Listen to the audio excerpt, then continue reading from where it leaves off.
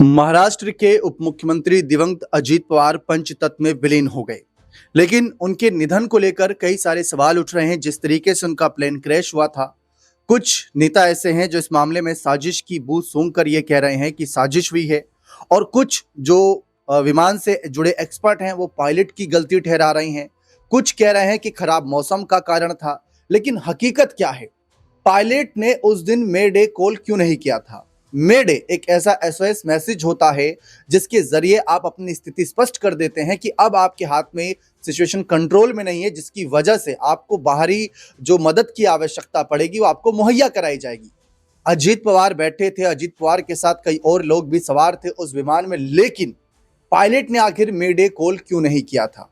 और आखिर ऐसा क्या हुआ एकाएक जिसके चलते देखते ही देखते वो विमान आग का गोला बन गया और महाराष्ट्र के उप मुख्यमंत्री के साथ साथ जितने भी लोग उस प्लेन में सवार थे, सब आज इस दुनिया में नहीं है। इसी को समझते हैं। एक रिपोर्ट सामने आई है मेडे कॉल से जुड़ी, जिसमें बताया गया है तमाम जानकारी कि पायलट ने नहीं दिया था मेडे कॉल या एसओएस, दिख रहा था रनवे, फिर कैसे क्रैश हो गया अजीत पवार का विमान? अब जब ये सवाल उठते हैं कि रनवे अगर दिख रहा था, मेडे कॉल नहीं किया, तो प्लेन कैसे क्रैश हो गया? देखिए, वैसे तो कोई आश्चर्य की बात नहीं, विमान है, टेक्निकल चीजें जुड़ी होती हैं, कुछ भी हो सकता है एकाएक, कई बार मौका नहीं मिलता। लेकिन इतना सब कुछ सिचुएशन कंट्रोल में थी और पायलट जो था वो एक्सपीरियंस था, फिर कैसे ये हुआ हादसा? इसको लेकर बहुत सी खबरें छपी हैं। अब इसमें यहाँ पर एक आया है कि directorate general of civil aviation DGCA के अनुसार बारामती में क्रैश हुए विमान के पायलटों को लैंडिंग की कोशिश करते समय रनवे को पहचानने में कठिनाई हुई, जिसमें महाराष्ट्र के उप मुख्यमंत्री अजीत पवार का निधन हो गया।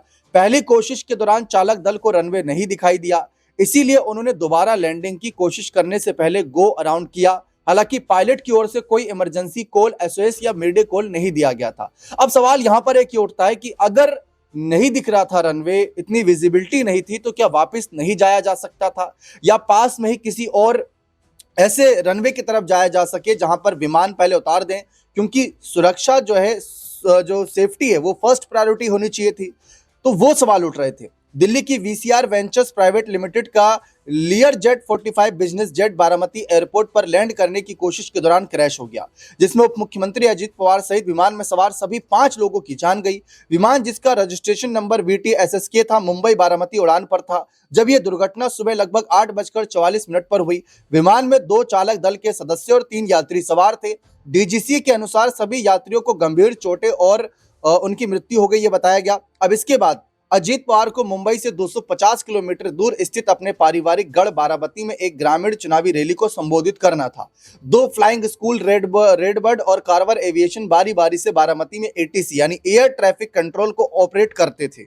बुधवार को कार्वर एविएशन ने एटीसी की जिम्मेदारी संभाली थी। हिंदुस्तान टाइम्स के मुताबिक कार्वर एविएशन के मैनेजर प्रमेश पारिक ने बताया कि विमान को सुबह 8:50 पर लैंड करना था और कैप्टन ने कहा था कि रनवे दिखाई दे रहा था। उन्होंने कहा कि बारामती का रनवे 1770 मीटर लंबा है, हम विमान को लैंड करते हुए नहीं देख पाए, लेकिन हमने क्रैश के बाद सुनी, शायद विजिबिलिटी की समस्या थी। वहीं एक रिपोर्ट में यह भी बताया गया कि विमान को लैंडिंग क्लियरेंस दे दिया गया था, लेकिन उधर से पायलट की तरफ से कोई जवाब या कंफर्मेशन कॉल नहीं आया। वहीं प्रत्यक्षदर्शियों ने बताया कि पायलट ने गो अराउंड किया, जो एक सामान्य प्रक्रिया है। डीजीसीए ने बताया कि महाराष्ट्र के उप मुख्यमंत्री अजीत पवार, 2 और लोगों, एक पीएसओ और एक अटेंडेंट और 2 क्रू पीआईसी और एफओ सदस्यों के साथ विमान में सवार थे। कैप्टन सुमित कपूर और first officer Shambibi Pathak mid size business jet Lear jet 45 को उड़ा रहे थे, जिसने मुंबई से सुबह 8:10 पर उड़ान भरी। पिंकी माली फ्लाइट अटेंडेंट थी। अजीत पवार के निजी सुरक्षा अधिकारी पीएसओ विदित जाधव विमान में सवार 5 यात्री थे। तो अब फिलहाल यही सवाल फिलहाल सबके मन में है कि आखिर जो ये आप मलबा देख रहे हैं, ये क्यों तब्दील हुआ, क्या चूक थी? तो इसमें सारी जानकारी बताई गई कि पहले तो रनवे दिख रहा था, फिर उसके बाद ऐसा क्या हुआ कि विजिबिलिटी नहीं हुई। 3 कारण मुख्य तौर पर बताए जा रहे थे। पहला, कोई तकनीकी समस्या। दूसरा, विजिबिलिटी का कारण। तीसरा, यहां पर बताया जा रहा था कि जिस तरीके से बहुत से लोगों ने साजिश की बात कही, तो भाई एक राजनेता थे और साथ ही साथ उसके नजरे से भी अगर हम देखें तो अलग अलग एंगल से जांच होना भी जरूरी है। किसी ने कहा कि सुप्रीम कोर्ट के नजरिए से, किसी ने कहा कि किसी बड़े आला अधिकारी के नजरिए से इस मामले में जांच होनी आवश्यक है। फिलहाल अब जो भी है सो है बात की बात, लेकिन जितने भी यात्री सवार थे वो अब हमारे बीच नहीं रहे। पंचतत्व में विलीन हो गए महाराष्ट्र के उप मुख्यमंत्री दिवंगत अजित पवार, और उनको हमारे चैनल के माध्यम से भी भावपूर्ण श्रद्धांजलि। बने रहे चैनल के साथ, बहुत बहुत शुक्रिया।